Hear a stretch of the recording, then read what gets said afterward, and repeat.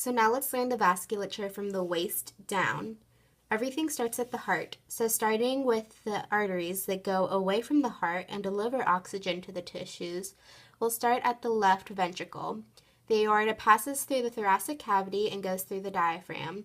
Once it's gone through the diaphragm, it is now called the abdominal aorta as it passes through the abdominal cavity. The abdominal aorta then branches into the left and right common iliac arteries. The common iliac artery then divides into the external iliac artery, which is on the outside, and the internal iliac artery, which is deep. Then the external iliac artery continues into the femoral artery. The femoral artery branches off into the deep artery of the thigh. Then off the deep artery of the thigh comes the lateral circumflex artery of the thigh. The lateral circumflex artery of the thigh and the deep artery of the thigh both deliver oxygen to the thigh muscles, hip joint, and other structures. The femoral artery then wraps behind the distal end of the femur and becomes a popliteal artery. Popliteal describes a region behind the knee, so femoral artery becomes the popliteal artery. The popliteal artery then branches into the anterior tibial artery, which runs anterior to the tibia, and the posterior tibial artery, which runs posterior to the tibia. The anterior tibial artery then continues into the dorsal artery of the foot. The posterior tibial artery branches off into the fibular artery, which is lateral. The arteries then turn into arterioles, which then turn into capillaries where they deliver their oxygen, and then become venules, which turn into veins. Then the little red blood cells will continue back towards the right atrium through veins. So if we start over here, we can see that the vasculature of the veins is pretty similar to the order of the arteries. So over here we had the dorsal artery of the foot, and this is the dorsal vein of the foot. The dorsal vein of the foot continues to the anterior tibial vein, and the anterior tibial vein pulls into the popliteal vein, and this was the popliteal artery if you can remember. And then this fibular vein pulls into the posterior tibial vein, and that also pulls into the popliteal vein. And then the small saphenous vein pulls into the popliteal vein. In total, we have three things pulling into the popliteal vein: the small saphenous, the posterior tibial vein, and the anterior tibial vein. The popliteal vein then pulls into the femoral vein, and the great saphenous vein also pulls into the femoral vein. The circumflex femoral vein pulls into the deep vein of the thigh. The deep vein of the thigh then pulls into the femoral vein of the thigh.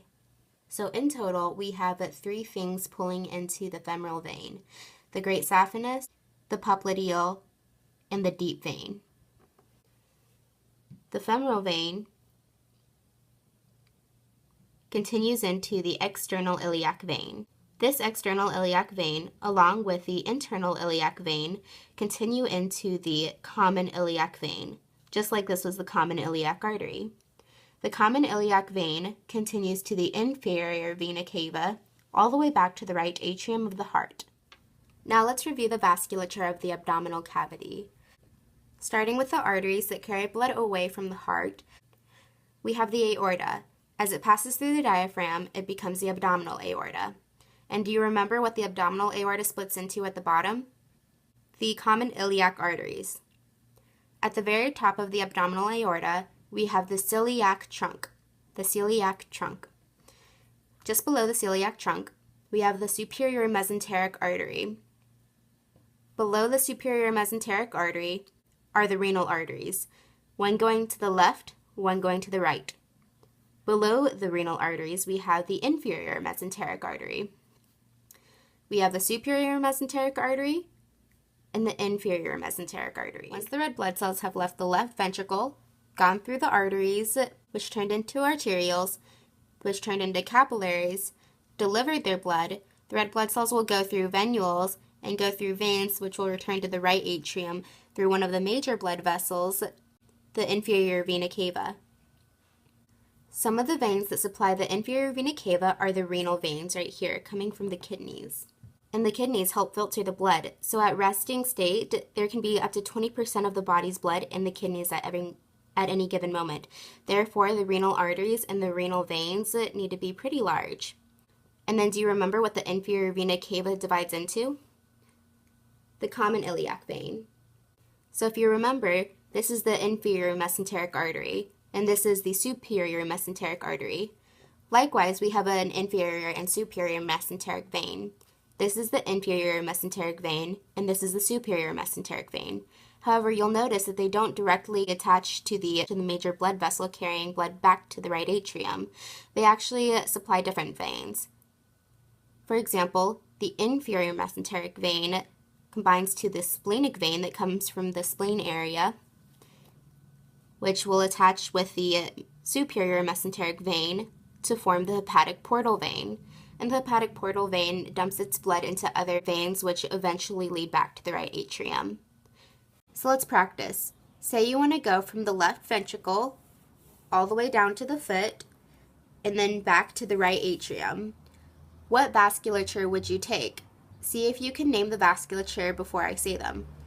The left ventricle goes to the aorta, goes to the abdominal aorta, goes to the common iliac artery, goes to the external iliac artery, goes to the femoral artery, goes to the popliteal artery, goes to the anterior tibial artery, goes to the dorsal artery of the foot.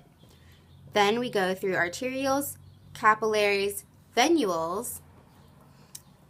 Then the veins go in order of the dorsal vein, anterior tibial vein, popliteal vein, femoral vein, external iliac vein, common iliac vein, inferior vena cava, and back to the right atrium.